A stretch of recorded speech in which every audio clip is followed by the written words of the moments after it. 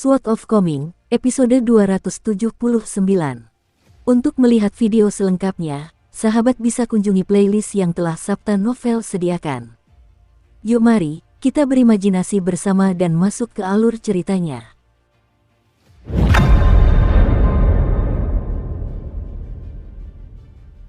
Bulan yang terang itu menghilang, dan matahari yang bersinar terbit seperti biasa. Hari baru telah tiba. Ning Yao jarang sekali menikmati tidur senyaman ini, dan dia menyeka mulutnya setelah bangun tidur. Dia berdiri dan meregangkan badan dengan malas, lalu langsung melompat ke pedangnya dan terbang menuruni tembok besar, kembali ke kota di utara dengan riang gembira.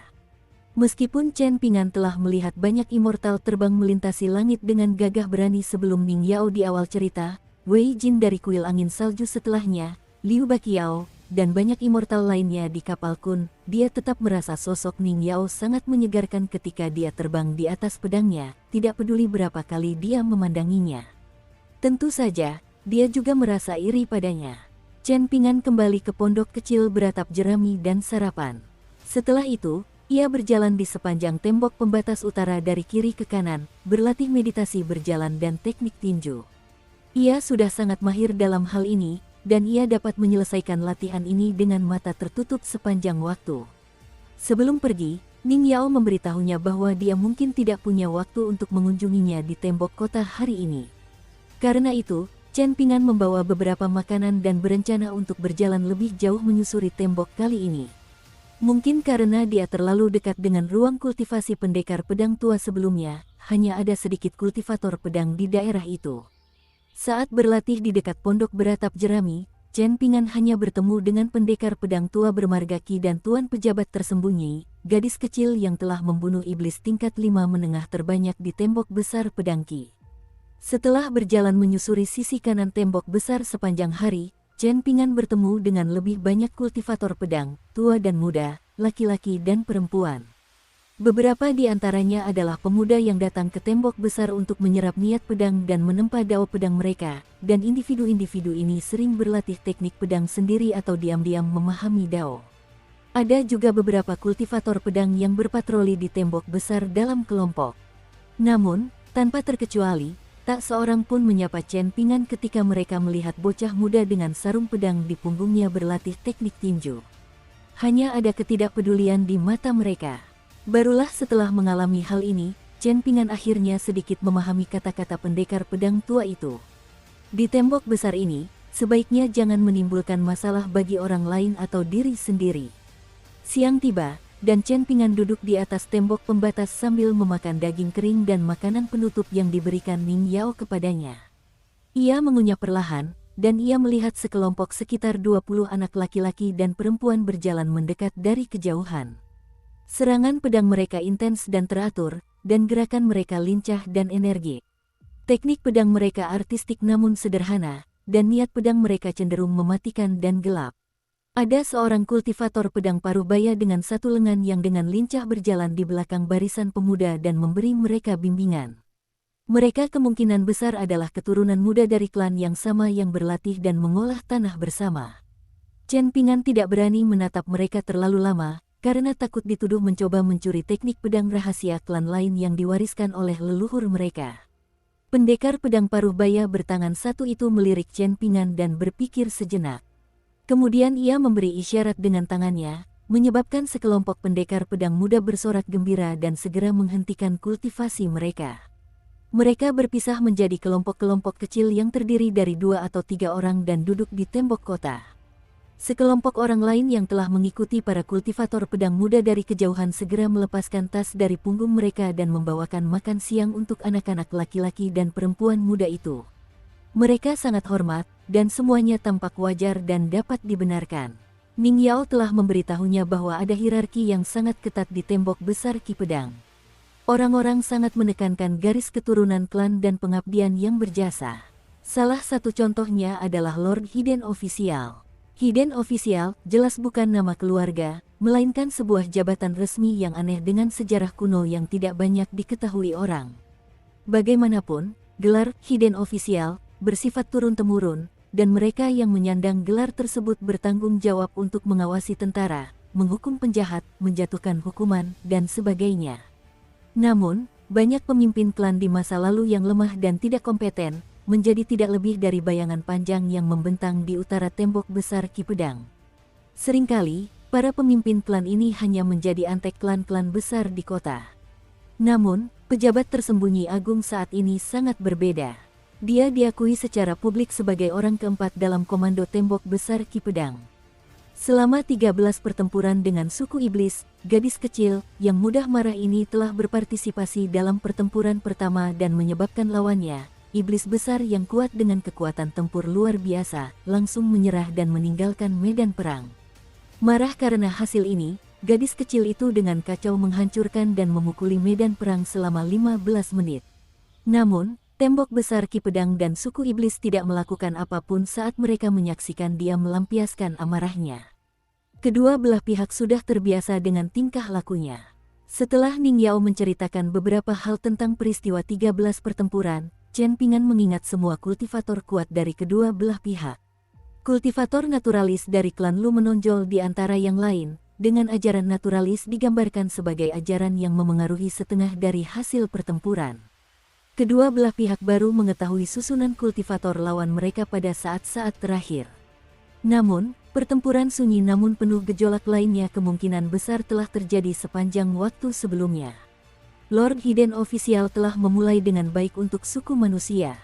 Namun, tembok besar Ki Pedang telah runtuh selama pertempuran di tahap pertengahan, hampir ambruk untuk selamanya. Untungnya, Liang datang dan menyelamatkan keadaan, membawa pertempuran menuju kemenangan. Setelah makan siang, Chen Pingan berdiri dan terus berjalan maju sambil berlatih teknik tinjunya.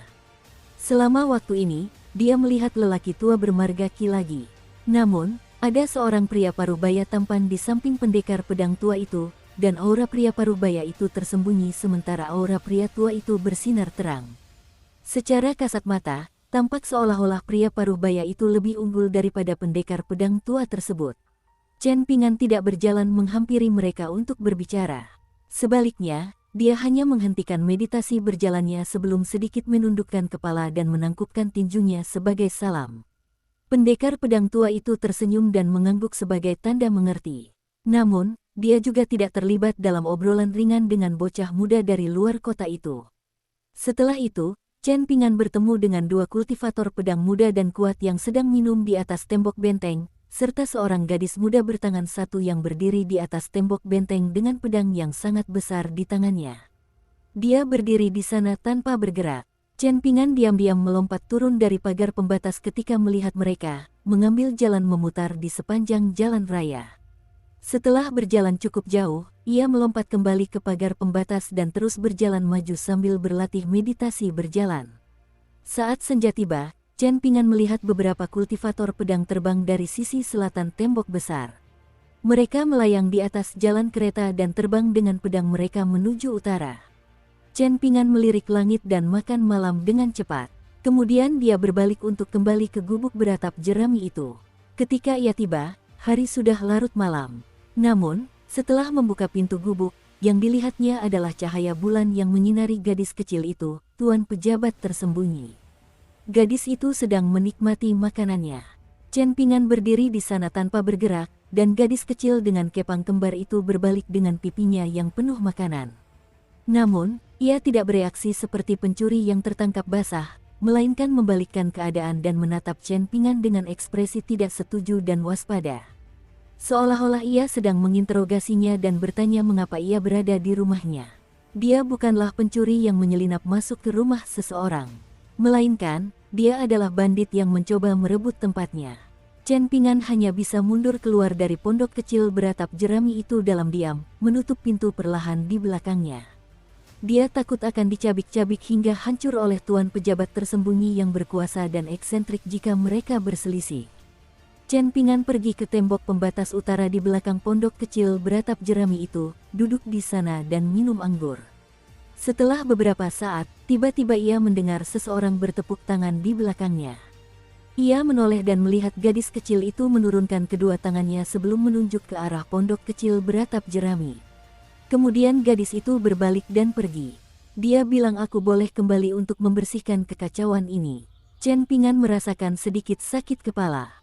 Karena sangat berhati-hati, ia tetap duduk di pagar pembatas sampai gadis kecil berlengan panjang itu berjalan menjauh.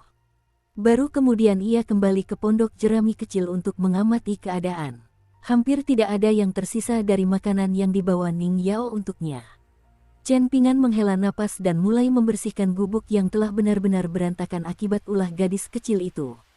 Setelah selesai, dia kembali ke tembok pembatas dan mulai berlatih kitab pedang yang benar yang diberikan Zheng Dafeng kepadanya. Seperti biasa, dia membayangkan memegang pedang di tangannya.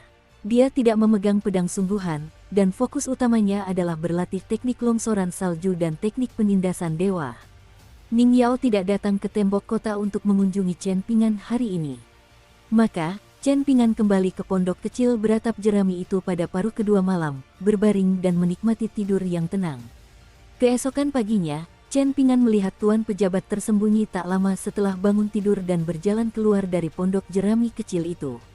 Ada beberapa anak laki-laki dan perempuan muda yang berjalan di belakangnya saat dia melangkah dan memasuki pondok jerami tersebut.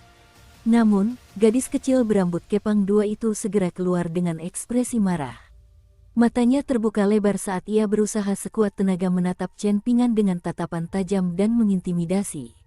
Ia kemungkinan besar menanyakan mengapa tidak ada camilan yang bisa dicuri di pondok beratap jerami itu hari ini.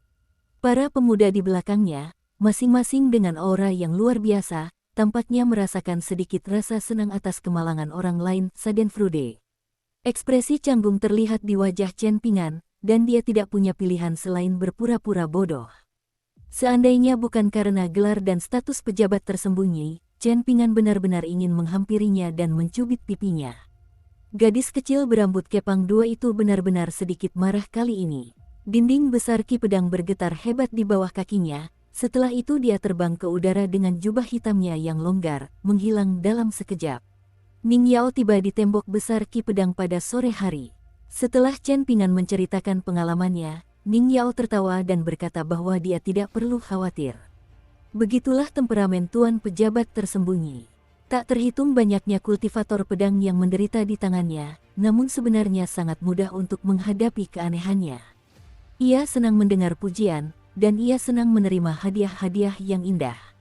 Ia akan menerima semua yang datang kepadanya. Namun, paling-paling ia hanya akan tersenyum setelah menikmati makan atau menerima hadiah. Ia tidak akan pernah mengingat tindakan-tindakan kebaikan ini. Jika seseorang sampai menyinggung tuan pejabat tersembunyi, ada juga cara untuk menghadapi kemarahannya yang akan datang. Untuk orang-orang malang di tembok besar ki pedang, mereka bisa berpura-pura mati sebelum tuan pejabat tersembunyi sempat melampiaskan amarahnya. Melihat hal itu, gadis kecil itu merasa membunuh sampah masyarakat seperti itu akan mengotori tangannya. Karena itu, dia sering membiarkan para pelaku lolos begitu saja.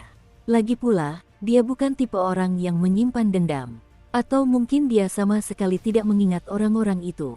Ning Yao teringat sesuatu, dan dia berkata bahwa temannya pernah menyebutkan bahwa tuan pejabat tersembunyi memiliki hubungan yang cukup baik dengan penghuni sebelumnya dari pondok jerami kecil itu. Itu adalah kasus yang sangat jarang baginya untuk memiliki kesan baik terhadap seseorang. Bahkan, orang-orang pernah melihat Cao Qi menggendong tuan pejabat tersembunyi di pundaknya dan berlatih teknik tinju sambil berjalan di sepanjang pagar. Para pejalan kaki semuanya ketakutan setengah mati. Chen Pingan menghela napas penuh emosi dan berkomentar bahwa Cao Qi benar-benar sangat mengesankan. Ning Yao tersenyum dan berkata, "Sebelumnya aku tidak mengenal Cao Qi, tetapi baru-baru ini aku sedikit mencari tahu tentang dia. Aku sampai pada kesimpulan bahwa para praktisi bela diri murni yang menempuh jalan yang sama dengan Cao Qi sebenarnya cukup menyedihkan, terutama mereka yang disebut sebagai jenius bela diri." Ning Yao meminjam labu anggur Chen Pingan dan menyesapnya. Wajahnya memerah, dan dia melanjutkan, "Dalam hal pemurnian Qi, sangat sulit bagi seseorang untuk diakui secara publik sebagai nomor satu. Ini terutama berlaku jika kita melihat seluruh dunia, bukan hanya satu benua. Hal ini karena benda-benda eksternal seperti pedang terbang terikat, harta karun abadi, dan peralatan surgawi sebenarnya tidak dapat dianggap sebagai benda eksternal. Dalam banyak pertempuran hidup dan mati, justru hal-hal inilah yang dapat memberikan keunggulan kritis. Akibatnya, Pertemuan tak terduga dan peluang yang ditakdirkan dapat mengubah banyak prasangka yang sudah mapan. Namun, keadaannya berbeda bagi praktisi bela diri. Praktisi bela diri jarang mengandalkan benda-benda eksternal, dan banyak yang bahkan membenci benda-benda eksternal tersebut.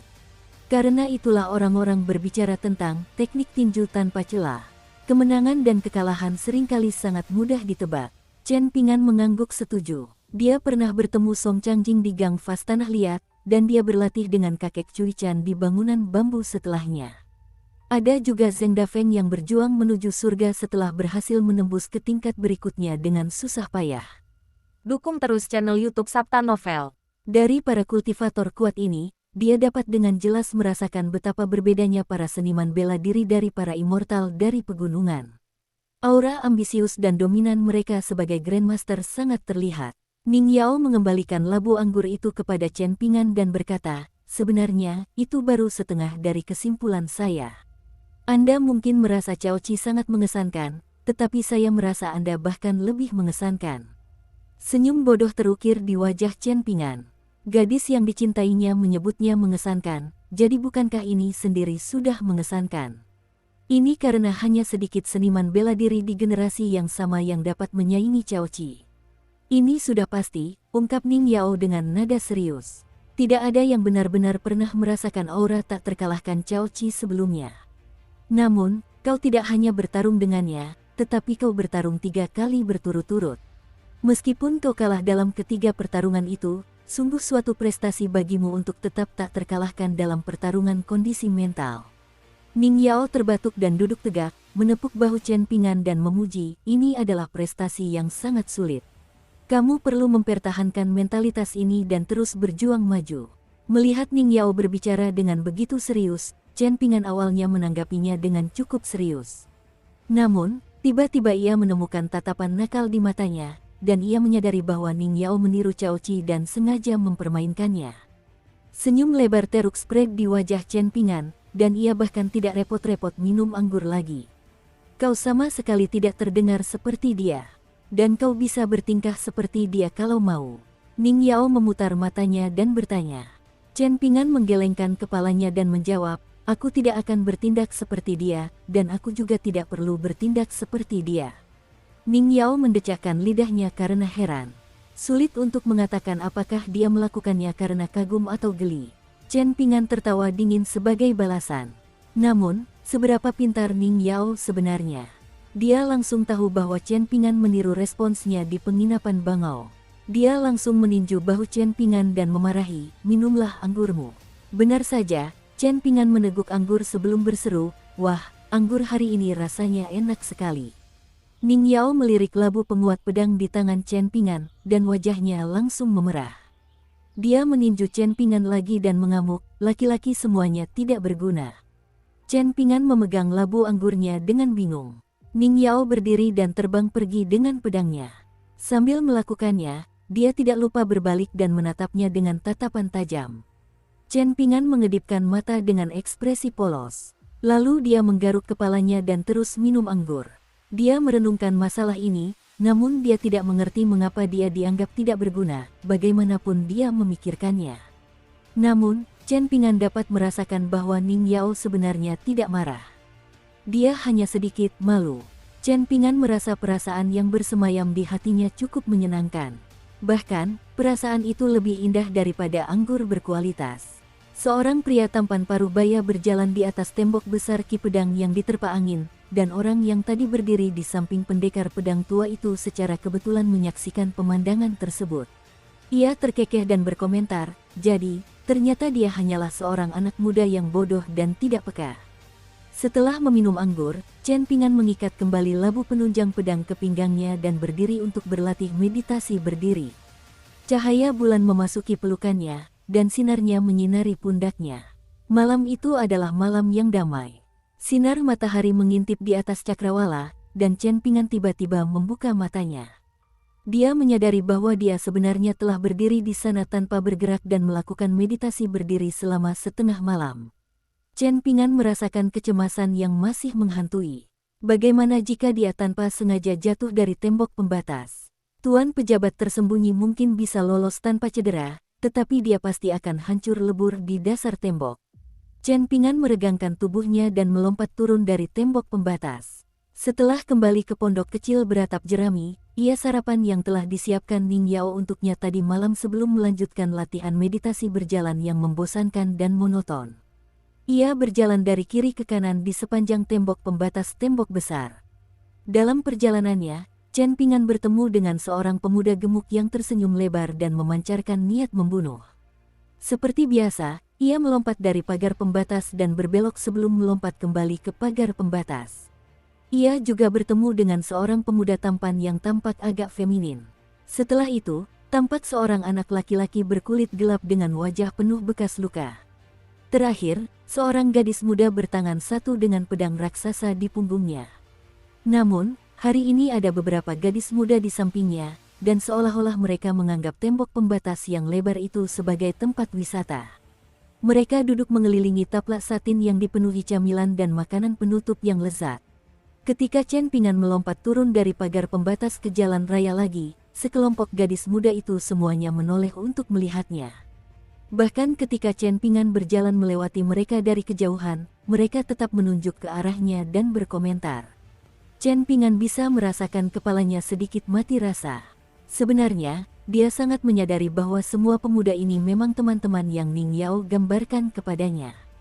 Terlebih lagi, mereka adalah teman-teman yang pernah berjuang berdampingan dengannya. Ini adalah kali kedua Chen Pingan ingin sedikit mengeluh tentang sepasang sandal jerami yang dikenakannya. Pertama kali terjadi di ibu kota negara Sui Raya. Ia takut mempermalukan Li Baoping, Li Huai, dan yang lainnya, jadi ia sengaja membeli sepasang sepatu bot baru. Namun, karena ia tidak masuk Akademi Tebing Gunung di Gunung Timur, melainkan meninggalkan ibu kota bersama Cui Chan muda, ia melepas sepatu botnya setelah hanya memakainya sebentar. Ia kembali mengenakan sandal jerami nyamannya. Chen Pingan berharap penampilannya bisa lebih rapi di masa depan. Sekalipun pakaiannya tidak sepenuhnya cocok dengannya dan membuatnya tampak anggun seperti Cao Chi dan Cui Chan, setidaknya ia tetap perlu mengenakan pakaian yang bersih dan rapi, mirip dengan Lin Soyi. Akan lebih baik lagi jika ia memancarkan aura kutu buku, meskipun hanya sementara. Ia juga akan mengenakan jepit rambut giok, dan labu penunjang pedang di pinggangnya bisa tetap di tempatnya. Sarung pedang di punggungnya juga bisa tetap di tempatnya. Chen Pingan terus berjalan maju, menghela napas dalam hati dan merasakan sedikit penyesalan. Namun, tiba-tiba ia mulai terkekeh setelah berjalan beberapa saat, lalu mengangkat satu kaki dan menundukkan kepala untuk melirik sandal jerami itu. Sahabat lama, aku tidak membencimu, dan aku sangat berterima kasih atas kerja kerasmu selama bertahun-tahun ini. Jika kau melihat teman-temanmu yang berkorban selama perjalanan panjangku, kau bisa melihat bahwa aku telah menyimpan semuanya dan memperlakukan mereka dengan baik. Aku tidak membuang satu pasang pun. Mereka semua menikmati masa pensiun di dalam perut 15. Mehem, buku-buku menyebut ini hidup mudah di usia tua. Haha, akan sedikit menantang jika kau ingin bermain dengan cucu-cucu. Saat berbicara sendiri, Chen Pingan tidak menyadari bahwa sekelompok pemuda yang berkumpul di sana untuk mengamatinya semuanya panik dan berhamburan dari tembok seperti sekumpulan pangsit. Ternyata, Ning Yao telah terbang ke tembok kota dengan pedangnya. Bocah laki-laki gemuk bernama Sherkol Dong dan bocah laki-laki tampan itu mulai melarikan diri. Sementara itu, sekelompok gadis muda menahan senyum mereka sambil buru-buru mengemasi makanan mereka dan meninggalkan benteng dengan pedang mereka. Chen Pingan berbalik dan melihat Ning Yao tiba dengan pedangnya, tiba-tiba berhenti tepat di luar tembok pembatas. Kemudian dia perlahan melanjutkan perjalanannya, menyesuaikan langkahnya dengan meditasi berjalan Chen Pingan. Jangan hiraukan mereka, kata Ning Yao dengan kesal. Chen Pingan mengangguk sambil tersenyum.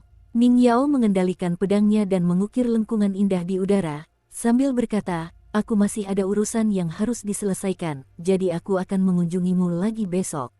Sama seperti kemarin, Chen Pingan baru kembali ke pondok beratap jerami larut malam. Namun kali ini, pendekar pedang tua itu berdiri di tembok utara tanpa alasan yang jelas. Seolah-olah dia sedang menatap kota tanpa tembok kota di kejauhan. Chen Pingan berjalan cepat menghampiri dan menyapa kakek Chen. Lelaki tua itu memalingkan muka dan mengangguk sebagai tanda terima kasih sebelum menunjuk ke arah utara dan berkata, hanya ada sedikit orang di sini, dan mungkin ukuran kota ini bahkan lebih kecil daripada kota negara di dunia agung. Namun, kota ini telah berhasil mencegah suku iblis memasuki tembok besar Ki Pedang selama bertahun-tahun. Bahkan aku pun merasa ini agak aneh. Chen Pingan tidak tahu harus menjawab bagaimana, jadi dia memutuskan untuk tetap diam. Pendekar pedang tua itu berbalik dan menatap bocah muda itu sambil tersenyum, lalu bertanya, "Chen Pingan, kita berdua cukup akrab, ya?" Chen Pingan mengangguk sebagai jawaban. Pendekar pedang tua itu tersenyum dan bertanya, "Tapi bagaimana jika kukatakan bahwa aku lebih akrab dengan Cao Qi dan memiliki harapan yang lebih tinggi padanya?" Chen Pingan masih belum tahu harus menjawab bagaimana. Pendekar pedang tua itu tidak terburu-buru menerima jawaban dari bocah muda itu. Sebaliknya, dia hanya menatap mata Chen Pingan. Melalui tatapan itu, yang lebih penting, dia sedang melihat alam pikiran bocah muda itu. Pendekar pedang tua itu menghela napas dengan sedikit emosi. Kali ini, lelaki tua yang disebut Aliang sebagai pendekar pedang tua abadi itu bahkan sampai menggunakan kekuatan mistis teknik pedangnya. Itu adalah kekuatan mistis yang dapat melihat ke dalam pikiran seseorang dan mengintip ke kedalaman jiwa seseorang. Jadi begitulah keadaannya. Dia memiliki bakat kultivasi yang cukup baik sebelumnya, jadi seharusnya tidak sulit baginya untuk menjadi immortal bumi di dunia megah di sisi gunung stalaktit jika semuanya berjalan lancar dan keberuntungannya baik. Namun, sangat disayangkan potensinya hancur total oleh seseorang sejak awal. Rasanya seperti pecahan porselen yang hancur berkeping-keping. Dia menderita malapetaka yang lebih besar jauh sebelum jembatan keabadiannya terputus. Alam pikiran, cermin pikiran. Pecahan cermin itu hadir dalam berbagai ukuran, besar dan kecil, dan pendekar pedang tua itu melihat berbagai macam pemandangan berbeda pada beberapa pecahan terbesar. Jika para bijak Konfusianisme dengan tingkat kultivasi yang mendalam menyaksikan adegan-adegan di alam pikirannya, mereka mungkin akan melihat lebih banyak hal dan tentu saja menganggapnya lebih aneh lagi. Dengan demikian, pendekar pedang tua itu menemukan lebih banyak petunjuk. Terus terang saja, proses ini mirip dengan memelihara serangga beracun. Tidak hanya yang lemah harus menghormati dan tunduk kepada yang kuat, tetapi mereka bahkan harus mengorbankan diri mereka sendiri kepada yang kuat dan menghilang untuk selamanya. Chen Pingan kemungkinan besar telah mengerahkan seluruh upayanya untuk menyatukan kembali pecahan-pecahan porselen yang hancur itu selama bertahun-tahun. Namun, dia tidak menyadari tindakannya sendiri. Singkatnya, proses ini cukup mulia dan menakjubkan. Tindakan anak muda itu dapat dianggap sebagai upaya untuk menjadi lebih baik dan terus meningkatkan diri. Ia bertujuan untuk menjadi individu yang kuat dan terus berkembang. Pada akhirnya, satu atau dua serpihan akan tumbuh semakin cemerlang, menjadi seperti matahari dan bulan di langit yang meredam pancaran bintang-bintang. Dalam pertarungan antar kondisi mental, tingkat kultivasi seseorang tidak memainkan peran utama. Oleh karena itu, pertarungan ini sangat ganas dan berbahaya. Para ahli pemurnian Qi memiliki banyak teori dan teknik rahasia untuk memeriksa hati nurani seseorang, menguji hati seseorang, melakukan 3 refleksi diri sehari, mengalahkan iblis dalam pikiran seseorang, dan sebagainya. Karena itu, ada juga banyak ajaran sesat dan cabang-cabang iblis. Kelompok-kelompok orang ini memanfaatkan segala macam teknik kultivasi tingkat rendah untuk mengambil jalan pintas. Di mata kekuatan abadi tingkat sekte, orang-orang ini adalah kultivator sesat yang telah menyimpang dari ortodoksi. Bagaimanapun, ada pengetahuan mendalam di balik semua ini, dan teori-teori yang terlibat sangat rumit seperti pegunungan bergelombang yang memiliki puncak dengan berbagai ketinggian. Di antara semua ajaran, Konfusianisme, Buddhisme, dan Taoisme adalah 3 ajaran terbesar. Mereka adalah gunung-gunung terbesar dengan para pendiri yang paling bijaksana. Aliran pemikiran militer adalah sebuah gunung yang telah kehilangan puncaknya. Ia hanya selangkah lagi menuju kesuksesan. Dahulu dianggap sebagai salah satu dari 4 aliran besar, sekte Mohis juga berada dalam situasi yang mirip dengan aliran pemikiran militer. Itu seperti sungai besar yang pada akhirnya tidak bisa mengalir ke laut, betapapun lebarnya. Hanya selangkah lagi dari menjadi sungai besar yang terhubung ke laut. Chen Pingan masih belum bisa memberikan jawaban. Namun, pendekar pedang tua itu telah menerima jawabannya. Dia tersenyum tipis dan berkata, "Aku tidak sengaja mendengar semuanya saat kau dan Ning Yao mengobrol tentang alasan tadi. Apakah kau ingin mendengar beberapa celoteh dari seseorang yang telah mengalami banyak hal? Chen Pingan mengangguk tegas sebagai jawaban. Pendekar pedang tua itu tersenyum dan menawarkan, aku bisa memberitahumu sebuah rahasia yang masuk akal dan memungkinkanmu untuk menjalani kehidupan yang layak. Kau pasti tidak akan mencekik dirimu sendiri sampai mati di masa depan. Mata Chen Pingan berbinar, dan dia berseru, tolong beritahu saya, senior tua. Pendekar pedang tua itu terkekeh pelan dan berkata, baiklah, dengarkan baik-baik. Ketika kamu menghadapi situasi seperti ini, kamu harus berkata pada diri sendiri. Pendekar pedang tua itu berhenti sejenak sebelum melanjutkan, aku, bla bla bla. Mehem, misalnya, aku, Chen Qingdu, bisa dibilang, aku, Chen Pingan. Setelah mengatakan itu, lelaki tua itu mulai terkekeh sendiri. Chen Pingan juga mulai terkekeh. Pada akhirnya, pendekar pedang tua itu menyilangkan tangannya di belakang punggung, sedikit membungkuk sambil menatap kota yang damai dengan ekspresi tenang. Aku telah berbicara dengan akal sehat di mana-mana, dan aku telah berbicara dengan akal sehat mengenai semua hal. Aku sudah cukup banyak berbicara dengan akal sehat dalam hidupku. Aku memiliki hati nurani yang bersih. Namun, kalian masih begitu menyedihkan. Maaf, tapi aku tidak akan berbicara dengan akal sehat dengan kalian kali ini. Chen Pingan mendengarkan kata-kata pendekar pedang tua itu dengan tenang. Pendekar pedang tua itu menyipitkan matanya dan berkata mengingatkan, tentu saja, kau tidak bisa melakukan ini terlalu sering. Namun, tidak apa-apa jika kau melakukannya sekali atau 2 kali setiap 100 tahun. Misalnya, seperti ini, pendekar pedang tua itu perlahan mengulurkan tangannya ke arah utara. Itu hanya gerakan biasa, namun seolah-olah langit malam yang kolosal di atas tembok besar Ki Pedang sedang terkoyak. Sebuah pancaran cahaya cemerlang langsung muncul, lalu menyusut hingga seukuran sinar yang sangat tipis. Sinar cahaya ini sangat terang, dan turun dari langit lalu menghantam suatu tempat di kota, menyebabkan pancaran cahaya keemasan yang tak terhitung jumlahnya meledak dari bumi. Dari kejauhan, seolah-olah tubuh emas seorang pendekar pedang tingkat 5 atas sedang hancur pada saat ini. Rahang Chen Pingan ternganga saat melihat ini. Pendekar pedang tua itu terkekeh dan berkata, minumlah anggur untuk menenangkan diri. Chen Pingan dengan linglung meraih labu anggurnya dan mempersembahkannya kepada pendekar pedang tua itu. Chen Qingdu hanya menggoda bocah kecil di sampingnya, jadi dia tidak mengulurkan tangan untuk meraih labu penguat pedang. Dia berbalik dan menganggukkan kepalanya sambil perlahan berjalan maju. Kemudian dia melompat ringan menuruni pagar pembatas dan bergumam pada dirinya sendiri, seorang gadis bodoh telah menemukan seorang anak laki-laki bodoh. Pasangan yang sempurna.